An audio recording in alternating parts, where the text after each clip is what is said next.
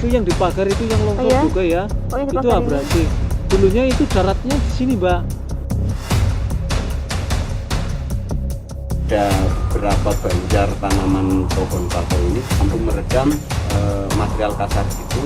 Mangrove adalah yang merangkai antara ekosistem daratan dan ekosistem lautan.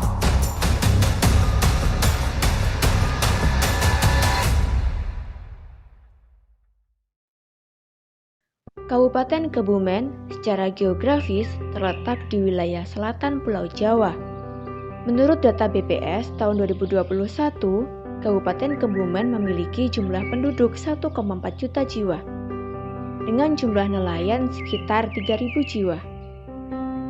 Kecamatan Ayah menjadi salah satu kecamatan yang memiliki jumlah nelayan paling banyak di antara kecamatan yang lainnya, yaitu sebanyak 2.000 jiwa.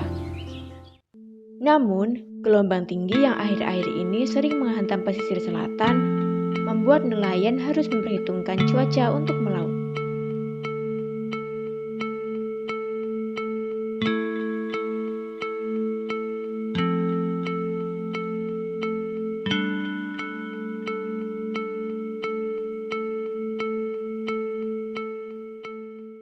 Nama saya Solihin. Tempat saya asli Desa Argopeni, Kecamatan Ayah, Kabupaten Kebumen. Profesi saya sebagai nelayan di wilayah Tabai Lugending. Mulai jadi nelayan di sini dulu mulai tahun 84. Kalau berangkat melaut itu sekitar jam 5 subuh. Untuk pendaratan kurang lebih jam 12 ataupun jam 1 siang lah. Ya mulai dari jam 10 sampai jam 1 untuk harian. Untuk saat ini kondisi mungkin boleh dikatakan lagi cuaca ekstrim lah ya, karena lagi musim angin daya. Kalau untuk dulu dan sekarang yang membedakan itu adalah dari hasil tangkapan. Cuman kalau dulu kan ikan masih banyak, jadi kita mencari ikan satu hari buat 1 minggu kan, masih bisa untuk. Lah kalau sekarang ikannya lagi musimnya sudah ikannya langka, sedangkan nelayan dituntut BBM-nya semakin mahal. Untuk operasional sehari misalkan 300.000 itu nggak menutup, Mbak. Perubahan iklim merupakan isu lingkungan yang banyak dibicarakan oleh berbagai kalangan hingga skala global.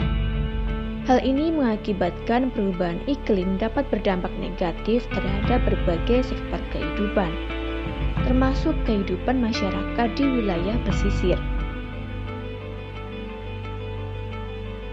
Ombak tinggi, angin kencang ya, kita otomatis harus diam dulu lah di darat daripada kita ngambil risiko. Kayak kemarin juga di sini ada yang tenggelam. Sampai saat ini orangnya sih selamat, cuman alatnya hilang semua, termasuk perahu. Di sebelah sana ada abrasi, Mbak. Kalau yang abrasi sebelah sana itu, jadi daratan habis itu dimakan air. Kalau sebelah sini enggak. Karena apa? Ada mangrove itu untuk menanggulangi abrasi ya. Kalau yang sebelah sana itu abrasi, daratan sudah jadi air. Dulunya itu daratnya di sini, Mbak. Itu lebih dari 100 meter yang habis itu sudah jadi air. Jangan dulu daratannya di sini, dekat di sini. Itu sudah ada 100 meter ke sana. Dikasih tanggul itu pun masih longsor itu. Yang sebelah sana dulunya itu ladang. Sudah habis, Mbak.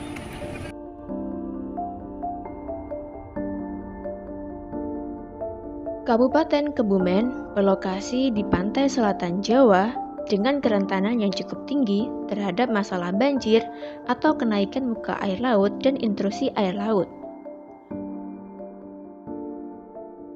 Menurut analisis, kenaikan muka air laut di wilayah selatan Jawa berkisar antara 0,2 cm hingga 0,4 cm per tahun.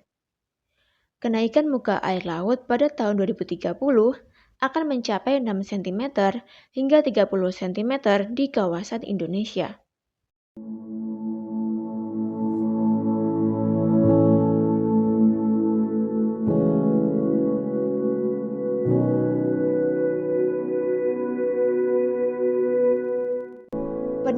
dampak perubahan iklim perlu dilaksanakan agar tercapai program dan kegiatan pembangunan daerah yang tangguh iklim. Hal ini dapat melibatkan masyarakat setempat dalam menjaga dan melestarikan lingkungan pesisir. Seperti yang dilakukan oleh Bapak Darmono dengan kelompoknya yang peduli akan kelestarian alam, yaitu penanaman mangrove di pesisir. Kita mulai dari tahun 2008. Kita mengacu pada pengalaman kejadian tsunami Pangandaran pada saat itu tahun 2006. Ya, tahun 2006 pernah terjadi tsunami Pangandaran. Di sini itu dulu ada sekitar 5 hektaran lah. Ada beberapa tanaman pohon bako dari jenis Rhizopora mucronata. Dari jenis bako ini ternyata pada kejadian tsunami Pangandaran itu mampu meredam material kasar yang terbawa oleh dorongan gelombang pasang tsunami.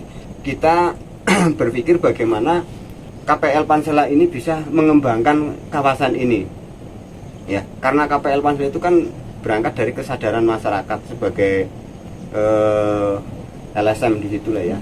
Nah, kenapa kok kita ngambilnya kok dari jenis Rhizopora itu jenis bako? Karena memang awal kita sudah melihat pada pengalaman tahun 2006.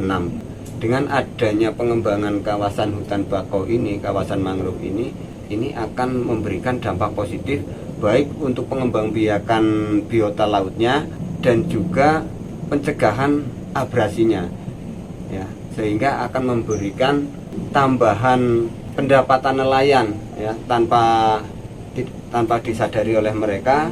Dengan adanya mangrove ini sebetulnya memberikan nilai positif untuk hasil tangkapan laut. Nah, sebelum ada tanaman bako ini, ya, otomatis sedimen yang dari atas, ya, sedimen yang dari hulu, ketika musim penghujan datang, karena tanah di sini kan mayoritas tanah pasir, ya, tanah pasir. Begitu ada musim penghujan, maka gerusan pasir itu akan langsung masuk ke laut, ya kan.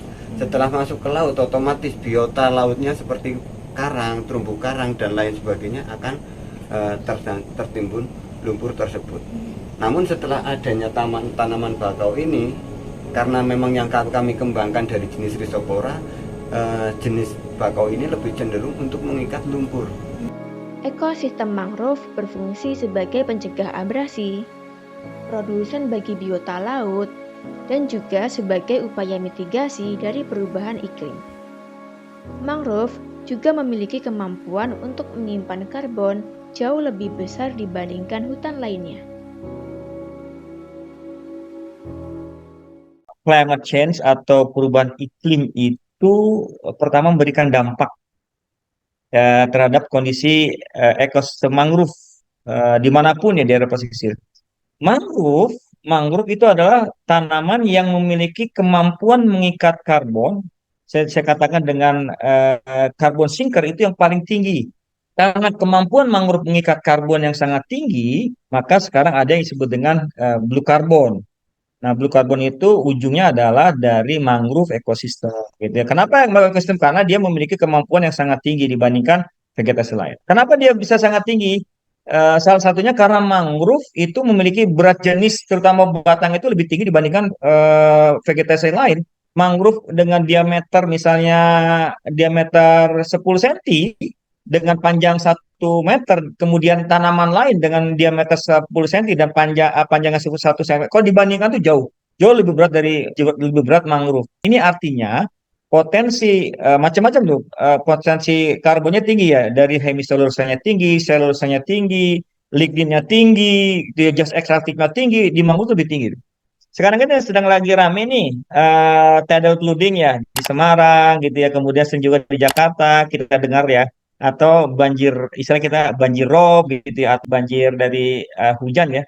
Maka mangrove jelas terdampak. Ya, tapi seberapa besar mangrove mampu mengurangi dampak ini bagi area terestrial, itu yang paling penting menurut saya.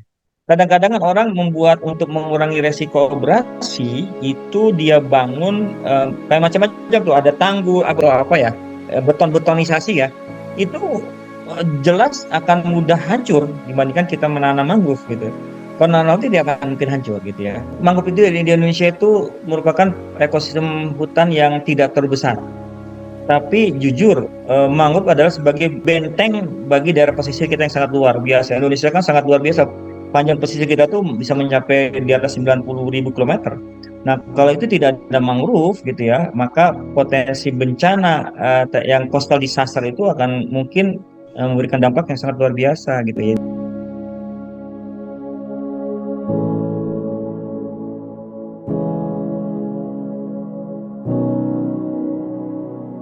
Mangrove memiliki beragam fungsi, baik secara ekologis maupun mitigasi. Fungsi ekologis mangrove adalah sebagai tempat perlindungan bagi ekosistem ikan, kepiting, udang, dan moluska, serta tempat bersarang dan migrasi untuk ratusan spesies burung. Sedangkan fungsi dalam mitigasi perubahan iklim adalah kemampuannya dalam menyimpan karbon. Sekitar 50-99% karbon yang diserap oleh ekosistem mangrove disimpan dalam tanah di kedalaman 6 meter di bawah permukaan tanah. Karbon yang tersimpan ini dapat tersimpan sampai ribuan tahun. Karena potensi yang besar inilah, ekosistem mangrove bisa berperan banyak sebagai solusi adaptasi dan mitigasi dampak perubahan iklim di wilayah pesisir. Jika bukan dari sekarang, kapan lagi kita akan melindungi bumi?